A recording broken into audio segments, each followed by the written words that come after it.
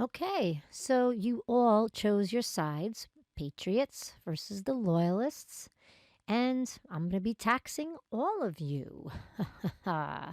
We had the Stamp Act, and we also had the Proclamation 1763 Act, where I said, sorry guys, you cannot go over the Appalachian Mountains to go out west. You have to stay in the 13 colonies.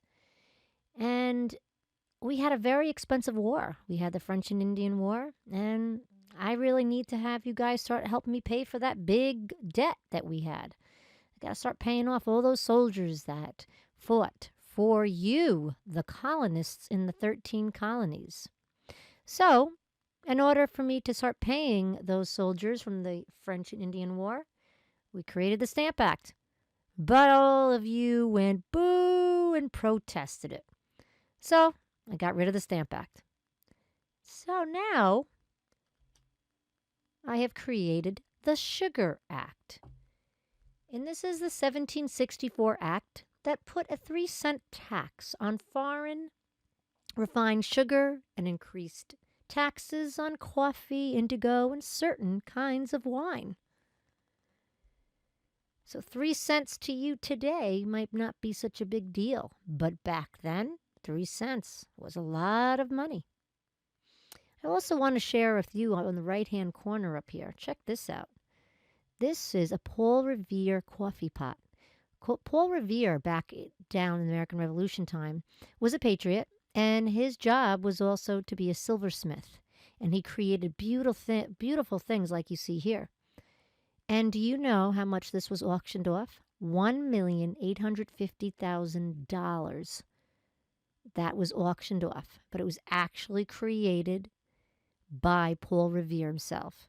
So that's pretty cool. So, you all now are going to have to start paying me 3 cents if you want to have sugar on your donuts or on your cereal, or you have that nice iced coffee that maybe you like to have from Dunkin' Donuts.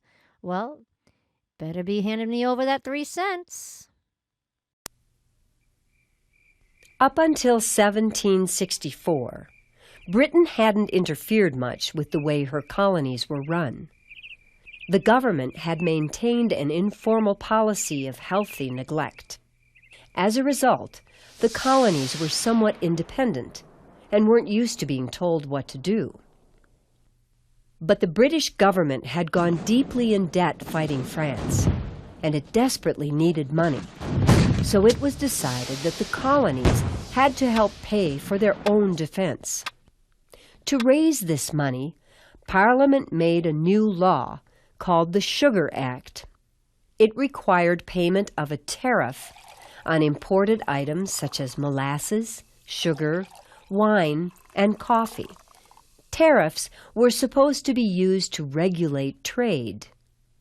However, some Americans realized that the tariffs imposed by the Sugar Act were just a thinly disguised way of getting them to pay new taxes. The tariffs upset a lot of people because the colonies were not allowed to have representatives in Parliament to stand up for their rights. The most outspoken person on the subject was Samuel Adams of Boston, who declared that the Sugar Act was illegal because the right of taxation was a power that should belong only to the people or their elected representatives.